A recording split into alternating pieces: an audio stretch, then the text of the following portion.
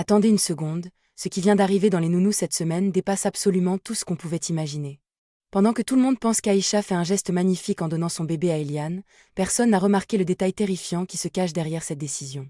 La vérité, c'est que Xavier a franchi une ligne impardonnable et que cette grossesse va transformer la maison en un véritable enfer. Ne bougez pas, parce que ce que je vais vous révéler dans cette vidéo va complètement changer votre façon de voir la famille Mémenton. Si vous pensiez que la tension était à son comble dans la maison des Mémenton, préparez-vous, car ce qui s'annonce pour les prochains épisodes va littéralement faire exploser la famille.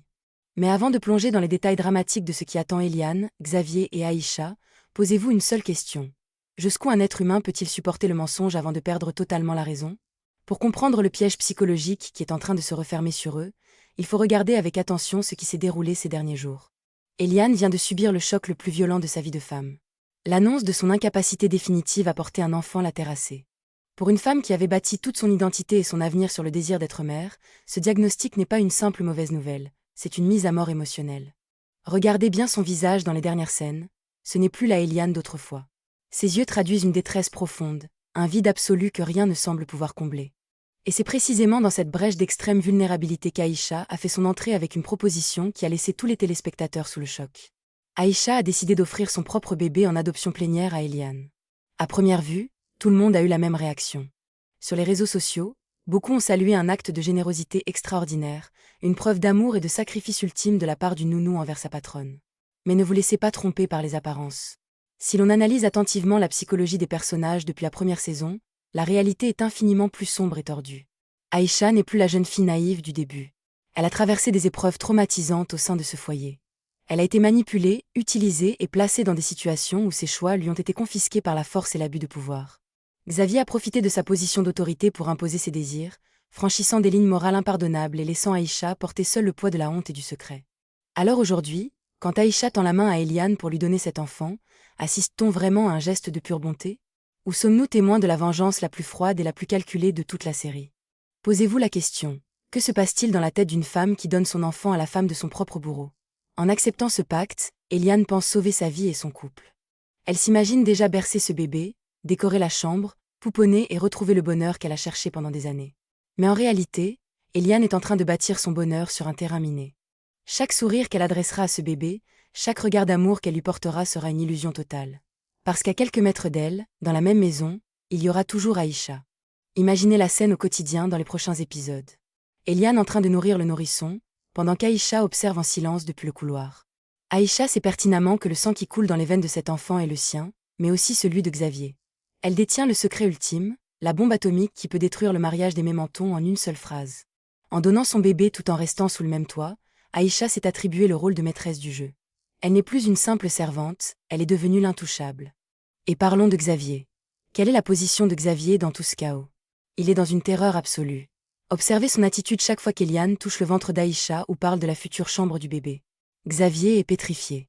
Il sait que la moindre erreur, le moindre faux pas ou la moindre dispute avec Aïcha pourrait pousser cette dernière à tout déballer devant Eliane. Xavier pensait être le maître de sa maison, mais il est désormais l'otage de sa propre lâcheté.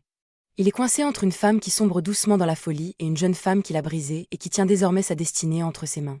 Dites-moi franchement ce que vous en pensez dans les commentaires. Selon vous, est-ce qu'Eliane va découvrir la vérité avant la naissance du bébé, ou est-ce qu'Aïcha va attendre que l'enfant soit là pour porter le coup de grâce?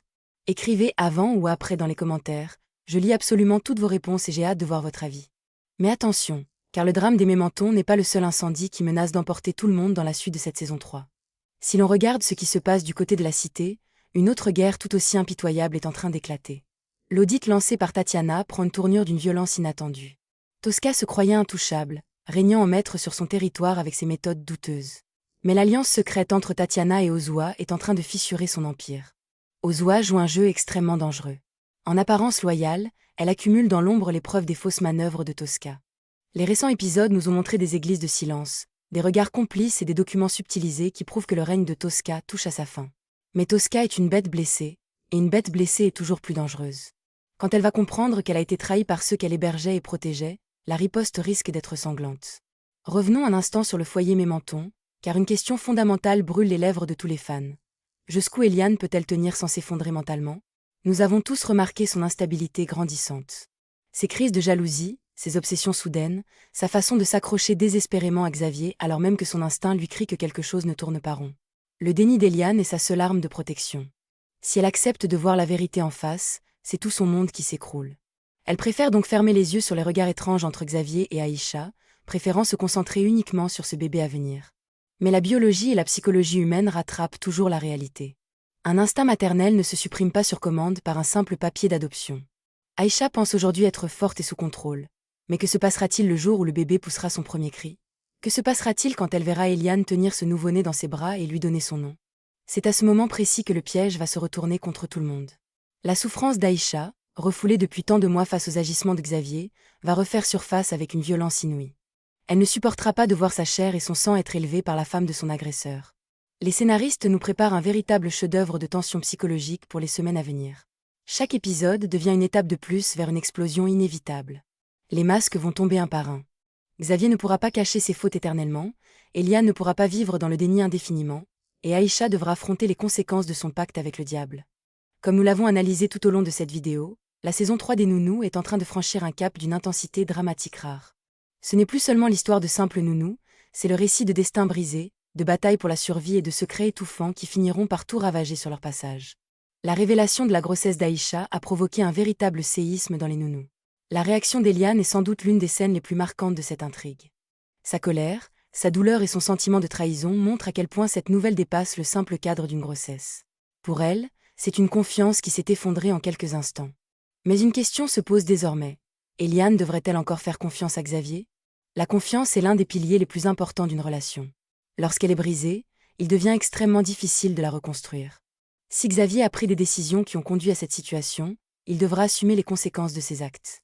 Les regrets, aussi sincères soient-ils, ne suffisent pas toujours à effacer la souffrance causée. Cependant, cette histoire soulève une autre question qui divise énormément les téléspectateurs. Aïcha est-elle réellement une victime? Pour certains, oui. Ils estiment qu'une employée de maison peut se retrouver dans une position délicate face à son patron. Dans une relation où existe un lien d'autorité, il peut être difficile de poser certaines limites ou de prendre les bonnes décisions. De ce point de vue, Aïcha mérite de la compassion, car elle devra désormais vivre avec les conséquences de cette situation.